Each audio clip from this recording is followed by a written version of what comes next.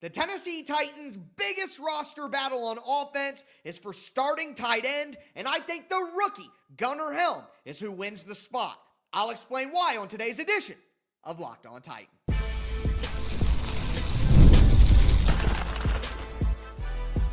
You are Locked On Titans, your daily Tennessee Titans podcast, part of the Locked On Podcast Network, your team every day.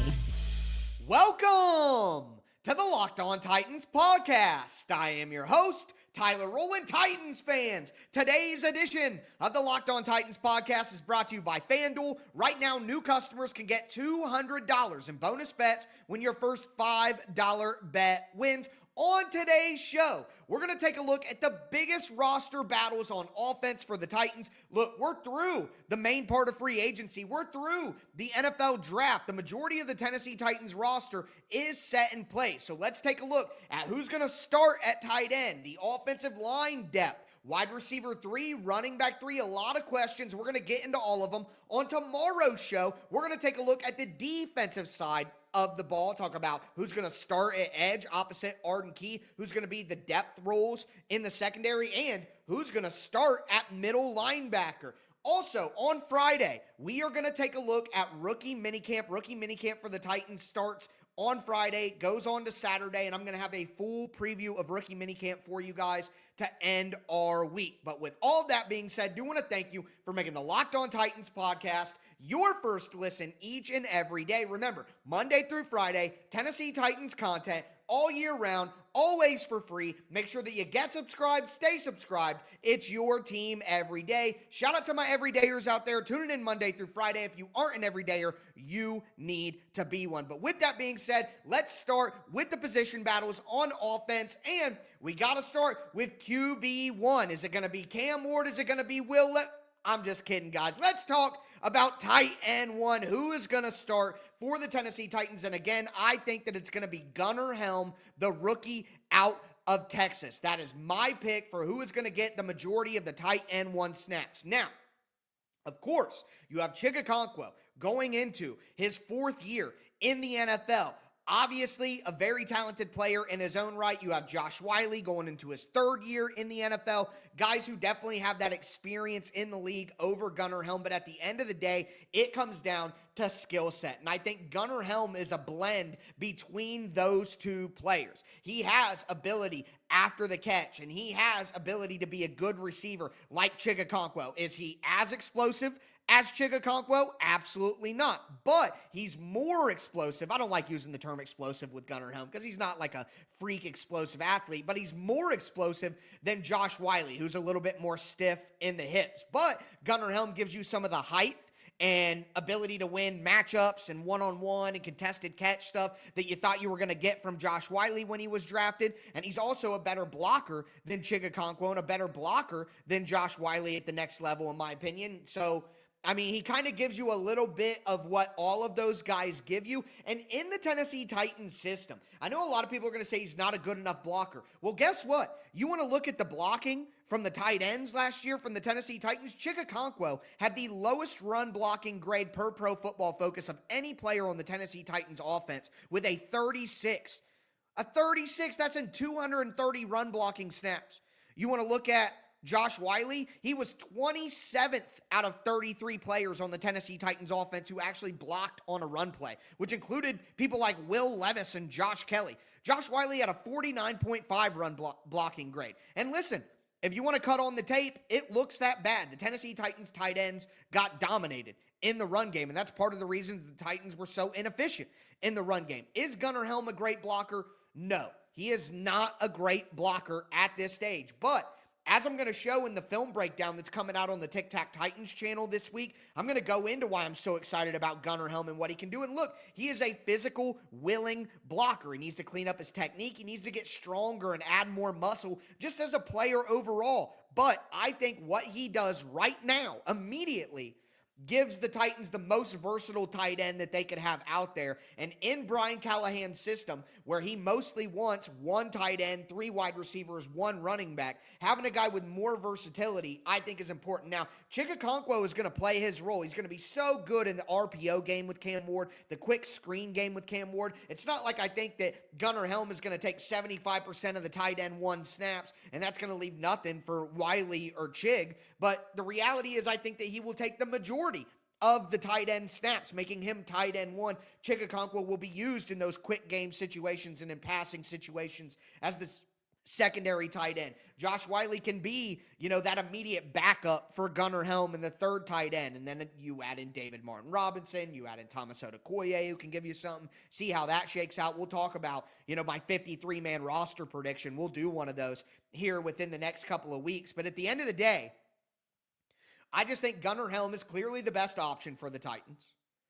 I think that from what we saw from him at Texas last year, he showed that he can be just as good of a blocker, if not better, than both of those guys right away.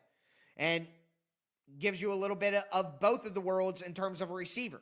Some after the catch ability, not quite Chig, but some contested ability, which is better than Josh Whyle, in my opinion. So that's why I think he's clearly the best option for tight end 1 out of Chig or Josh Whyle. Again, I think that Josh Whyle or even Chig is going into the final year of his contract, guys. Are you going to pay $8 million to re-sign Chig Okonkwo for 3 years? Or are you just going to draft another tight end next year who's the Chig Okonkwo type? Like, you could have got a Harold Fannin in this year's draft. Not quite the athlete, but gives you similar upside and can play a similar role. So I just don't think that Chig Okonkwo is a good enough player.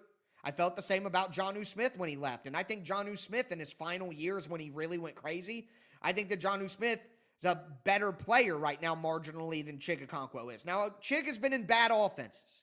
So he could have a massive breakout this year from Cam Ward, and it changed the dynamic. But at the end of the day, Chig Okonkwo's blocking limitations are never going to allow him to be a true tight end 1. He's always going to have to be the secondary guy, even if he's a high-level secondary guy for a tight end. So I think Gunnar Helm, because of that reality, even if Chig has a great year, Gunnar Helm will take the most tight end snaps. But do want to at least mention quarterback here. I made the joke about QB1 because I know we've been hitting the Will Levis thing too much. I get it. We're moving on. But we talk about who's going to be the backup quarterback. For me, it's going to be Brandon Allen.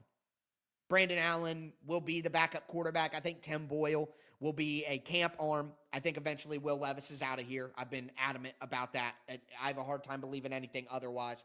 But the only conversation about quarterback is who exactly is going to back up Cam Ward. And I think Brandon Allen was Joe Burrow's backup for his first couple of seasons in Cincinnati, or I think it was 2021 and then 2022, so his 2nd and 3rd year. Brandon Allen was brought in. Brandon Allen wasn't brought in because of his quarterback skills. He's not any good. He was brought in to teach the offense to Cam Ward and to teach Cam Ward how to watch film, how to prepare. He's basically a translator for what Brian Callahan wants and is saying and what Nick Holtz is saying and what Bo Hardigree, the Titans quarterback coach, is saying. He's basically a translator from that into a player. Dan Orlovsky told a story recently about Sean McVay bringing him in and telling him, you're basically going to be an assistant coach. You're on the roster, you're a player, but you're going to be an assistant coach. I really do think that's what Brandon Allen is, because that's why Brandon Allen was the Bengals backup during the Joe Burrow years. If Cam Ward gets hurt, we do not want to win games. We do not want to do that. We're just going to sink with the ship, let Cam Ward get healthy, and have a better draft pick. You don't need to do that. You need someone to teach Cam Ward right now, and that's Brandon Allen. So even if Tim Boyle is a better player, he's got a better arm, a little more athletic, he's not going to be the backup. I think it's going to be Brandon Allen. But let's talk about wide receiver 3 and running back 3. Do want to let you guys know that today's episode is brought to you by Skylight Calendar. Say goodbye to sticky notes, scribbled plans on the fridge, overlapping calendar invites. The Skylight Calendar is here to bring clarity to the chaos and help families stay organized without the stress. This sleek digital display syncs with your existing calendars like Google, Apple, Outlook, making it simple to track appointments, practices, dinners, and reminders all in one easy-to-see place. I absolutely love my Skylight calendar. My sister actually has one too. You can color code different events for different people, which I find very, very helpful. And, it's got a 15-inch HD screen, so it really does help you see everything very clearly. Right now, Skylight is offering my listeners $30 off their 15-inch calendars by going to skylightcal.com/NFL. Go to skylightcal.com/NFL for $30 off your 15-inch calendar. That's skylightcal.com/NFL. Pretty good idea for Mother's Day as well.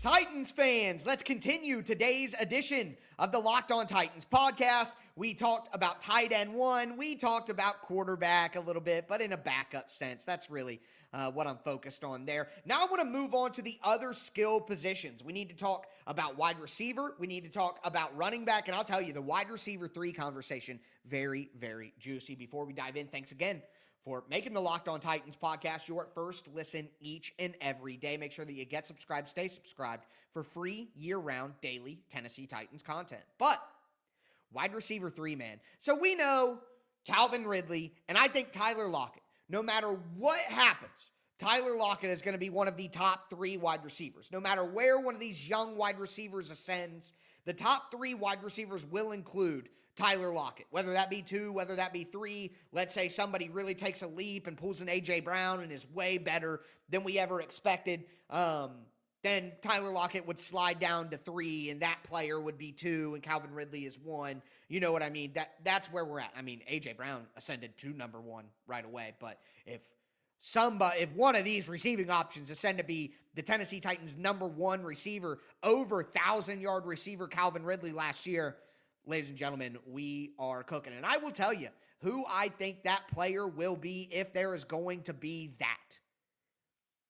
And it's Elic Ayomanor. It has been all along. It will be. He was a steal for the Tennessee Titans. An absolute steal where they got him at 136. It makes sense that they traded up, although the Baltimore Ravens just literally gave him away to the Tennessee Titans for fun. I do not understand. They gave the Titans 5 spots in the 4th round to get back 5 spots in the 5th round. But the 5th round's 5 spots are worth less than the 4th round's 5 spots, right? Because it's 4th, whatever you want to do over there, Ozzy. Thank you. We appreciate it. But if you have Tyler Lockett and you have Calvin Ridley, number 3 wide receiver, to me, who's going to win that battle? I think it will be Elic Ayomanor. I do. And it's the same reason that I have talked about him as my favorite option out of the young wide receivers. And he just fits what the Titans don't have. The Titans don't have that big-bodied, physical X receiver. NWI played that a little bit. That was meant to be Treylon Burks. It was A.J. Brown before that. The Titans just simply don't have that guy. I don't think that Van Jefferson can play that kind of role. Van Jefferson is not small by any means. Like, he has the size, I guess, that you could say he could do that. He is 6'1", 200 pounds. So maybe, I guess you could say that. But I don't see Vance Joseph. I want to see Vance Joseph every time. I don't see Van Jefferson as somebody who is physical enough to consistently play that role. I just don't. So, to me, that'll give an opportunity to Ayomanor immediately because his skill set cannot be replicated by anybody else other than Jefferson. I mean, listen, we could talk about Treylon Burks. I even made a joke on Twitter, like Treylon Burks' comeback season, like it's a joke at this point. I'm not talking about Treylon Burks in these situations. I'm just not doing it. Yeah, it's the same thing I said last year. Treylon Burks is a ghost to me. I am not. When I talk about the wide receiver group, I'm not going to say, oh, well, they got enough receivers. They got this, Treylon Burks. No. I pretend I have for the last 2 all seasons, last all season and this all season right now, I have pretended that Treylon Burks is not on this team. when I talk about the roster and who should make the team and all that, because he just has proven that he does not exist. You know, it's a figment of our imagination. We all literally, it's like the Matrix, got plugged in when A.J. Brown got traded. I don't remember much since, you know? It's just what happened. But again, being able to be the big physical X that Ayomanor is, that can jump over guys, has elite flashes of contested catchability on his tape from college. That sort of skill set, dynamic, and fit in the Titans offense is one that they don't have. He can play the T. Higgins role. I'm not saying that he's T. Higgins. I'm not saying he's that good. But am I? No, I'm not. But he's not as athletic as T. Higgins. But at the end of the day, I think he could be a lesser version of that. You know, like that's what I think. And we also have to talk here about the other rookies that could potentially vie for this spot. Chim DK, Xavier Restrepo. Look, I think that Restrepo's speed is a sort of limitation for him. But I think that he could come in on third downs. He could be involved in passing situations. If it's second down, this and that, red zone, short yardage, goal line, all of that. I think Restrepo could have a role in the Tennessee Titans offense in those situations. I would say it's similar to like the Wes Welker, Danny Amendola type role. You know, they were wide receiver 3, but they weren't the most common wide receiver 3, especially when the Titans are going to be in 3 wide receiver sets all the time. I think you're not going to have Restrepo out there on 1st and 10 as your third wide receiver. I just don't think that's the case. I think Chim DK similarly could have a limited role during passing situations. It's going to be very interesting to see how the roster shakes out, because I think DK and Restrepo could be fighting for snaps directly against each other. That's what I think will happen. So look, Jefferson's the veteran with low upside. I don't know if he's physical enough. DK is more versatile. He can play Z, he can play slot, but he can't play that X receiver spot like Ayomanor can, because he's just not physical enough, and the short to intermediate routes aren't quite there.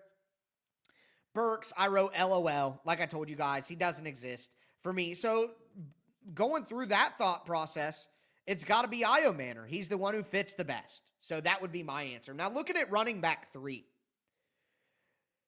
you could talk about maybe Jabari Small getting back into the conversation, although I think he's too similar to what the Titans already have in Tony Pollard and Tajay Spears.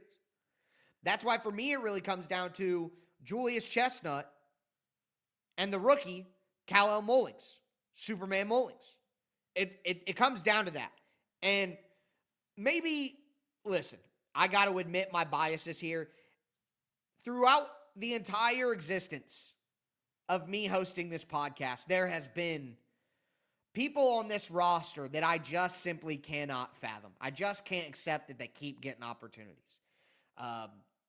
Logan Woodside, David Fluellen, if we want to go back that far. And I call them the roster pirate. Now, Mason Kinsey is probably the current roster pirate at the end of the day. I don't know, he has blackmail on, he just continues to get chances, but he has basically been on the practice squad the entire time. He's not on the main roster all the time. He's not like getting roster spots. Julius Chestnut has found a way to like stay on the roster at all times. He is the current true roster pirate in my mind, and I'm sick of it, and I want to go to Kal-El Mullings. And I know that Chestnut runs with power. He's 5'11", 225. Like, he runs with power. But Mullings is way bigger at 6'2", 225. So bigger guy, better athlete with more speed. And Julius Chestnut is a project on special teams. He did some returning, but they were trying to get him to do coverage units last year, and he made a critical special teams mistake in the Jets game that led to one of those punt blocks. So I'm done with the Julius Chestnut experiment. I know he's a bit of a fan favorite. I never bought it. He's a roster pirate. It's time to send him to the plank. I'm done. Kal-El Mullings, Superman Mullings. I don't care if it's bias. I'm rooting for Superman the entire way to win the RB3. So wide receiver 3, RB3. Now let's talk about the offensive line. Today's episode is brought to you by FanDuel Sportsbook. The NBA playoffs are in full swing. What a great night of basketball games on Monday night. Was awesome. Go Knicks. Every single night delivers highlight-worthy performances, major momentum shifts, can't-miss moments. Whether it's a game-winning shot, breakout player, it's never been a better time to get in on the action. FanDuel makes it easy to stay in the game before tip-off and live. With player props, performance trends, same-game parlays, fans have more ways than ever to play smart and win big. I love the same-game parlays, different player props, combine them together to win big. And again, even after the game tips off, you could still get in on the action, and you got a great chance. Right now, if you're new to FanDuel, it's the perfect time to sign up. Head to FanDuel.com, place your first $5 bet, and if it wins, you'll get $200 in bonus bets. Make every moment more with FanDuel, official sports betting partner of the NBA.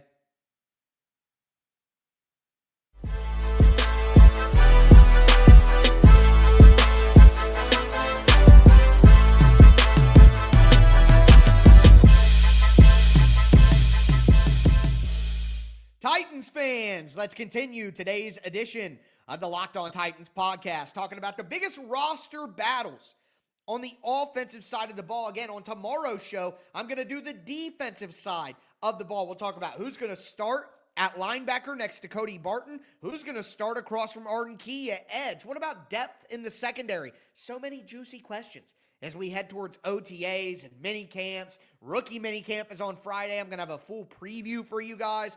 Football never sleeps, baby, and neither do I. Make sure you get subscribed, stay subscribed to your team every day here on the Locked On Titans podcast. But looking at the offensive line, at center, you have Brendan Jamies, you have Corey Levin, good old Corey Levin, stalwart, also one of the roster Pirate gang. At guard, you have newly signed Blake Hance, you have Sam Mustipher, you have Jackson Slater, who was just drafted out of Sacramento State, who could play center as well. And then you have Andrew Rupcich, who is still hanging around. I think this is his fourth season now. I mean, Ruppy has been around for quite some time. It's at least his third. I've kind of lost track at this point how long he's been around. He definitely came in under Mike Vrabel. Okay, he's going into his third season. All right, great. Then we go to offensive tackle. You have the newly signed free agent, Ali Udoh. Remember, the Titans brought in Jamies, Mustipher, and Udoh all at the same time. Totally revamped the offensive line room. But then you have two hangovers in Jalen Duncan and John Ojukwu. And then you have an undrafted free agent who I'm very, very interested in, and is Brandon Crenshaw Dixon out of Florida. So that's what the offensive line depth is right now, because obviously you have Dan Moore at left tackle, Peter Skoronski at left guard. Hopefully, Lloyd Cushenberry, they say he's going to be ready for training camp. We'll see how that goes. But Lloyd Cushenberry at center, Kevin Zeitler at right guard, and then J.C. Latham now at right tackle. So your starting offensive line is absolutely set right now. After that, again, all the names we just went through is where things really, really get spicy. Because there's no clear answers, and a lot of these guys are new. Also, how will the Titans prioritize development? Because a guy like Jackson Slater and a guy like Brandon Crenshaw Dixon or a guy like Jalen Duncan, who I have never been a fan of, even after the Titans picked him 100 picks after what he was projected to go. I think he went like 188 or something like that. He was projected to be a top 100 pick by a lot of people. I still didn't like it at pick 6 or in the 6th round. I didn't think he was a good enough player. I didn't think he worked hard enough. He may be a hard worker, but he still isn't good enough. But they clearly like him. They wanted to play him over John Ojukwu. They wanted to play him over NPF. They wanted to play him over Leroy Watson. Like, they wanted to play Jalen Duncan over all those guys. So clearly there's something about him that they like. Whatever. So maybe he sticks around. But if I had to pick my winners here, I'll pick 3 of them out of this group of 10 players. And that's not even everybody. I'm going to go with Blake Hance. Hance is a versatile guy, and I have continued to say, and I've continued to make the argument, and then when you look at what the Titans have done in the draft, and you look at what their national scout said in the last press conference from the draft on Saturday, the Titans want to be bigger. They want heavier. They want longer arms. They want taller height. Bigger, stronger, faster is what the Titans are looking for now as a program. Blake Hance is 6'5", 300 plus, like 310. So, playing on the interior, he is a bigger bodied guy. And he can play a little bit of offensive tackle and has. So, the versatility there and the size, I think, gives Blake Hance the edge to be the number one backup guard for the Titans. The number one backup guard. And I'm going to go with Jackson Slater out of Sacramento State. 6th round pick for the Titans. Love the pick. He needs to add some weight. But 6'3", 315, really good athlete. I think he's going to be the Titans' primary backup center and their second backup guard. So on the depth chart, it would look like Lloyd Cushenberry, Jackson Slater. And then at guard, it would be Peter Skoronski, Blake Hance, Jackson Slater, Kevin Zeitler, Blake Hance, Jackson Slater. That's how I would do that. And then you move to offensive tackle. And to me, I'm going to go with the veteran guy that they brought in, and that's Oli Udoh. Another big, strong guy with tons of experience. All of the guys that they brought in that wave, from Mustipher to Jamies to Udoh, all have great experience. But I think the Titans have better prospects and better players at center and guard than they do at offensive tackle. They have Dan Moore. They have J.C. Latham. But after that, out of Jalen Duncan, John Ojukwu, do you really think either of those guys should be on this roster anymore? I do not. I do not. So I would go with Oli Udoh, who has 20 to 40 games of starting NFL experience. Can't remember the ticket right off the top of my head. It's either 19 or 44. I'm getting, one is 67, one is 44, one is 19 between all three of those guys. Whatever. But I think it'll be Oli Udoh because they don't have better options. Mustipher and Jamies, you have better options with Slater and Hance. You don't have a better option than Oli Udoh. So I'll go with Oli Udoh there at tackle. So Hance, Slater, Udoh as my 3 backup offensive linemen to go along with the starting 5 if they were to keep a 9th. I think I'm going to go with Brandon Crenshaw-Dixon. Let's take a look at somebody new. Jalen Duncan and John Ojukwu, they're not good enough to be NFL players. They've been around for multiple years now. It's time to move on from them. Let's get a younger guy and see if, he can develop even more. That's what I would be looking to do. That's what I hope they do. And on tomorrow's show, we're going to look at the defensive side of the ball. We're going to talk about who's going to start at middle linebacker next to Cody Barton. We are going to talk about edge rusher, secondary, so much to discuss. And then again, rookie minicamp preview coming out at the end of the week. You'll have that Thursday night, Friday morning. Gunnar Helm film breakdown. Tic Tac Titans YouTube channel coming this week as well. Keep an eye out for that. But that's going to do it for me today, folks. As always, I am your host, Tyler Rowland, and this was Locked On Titans.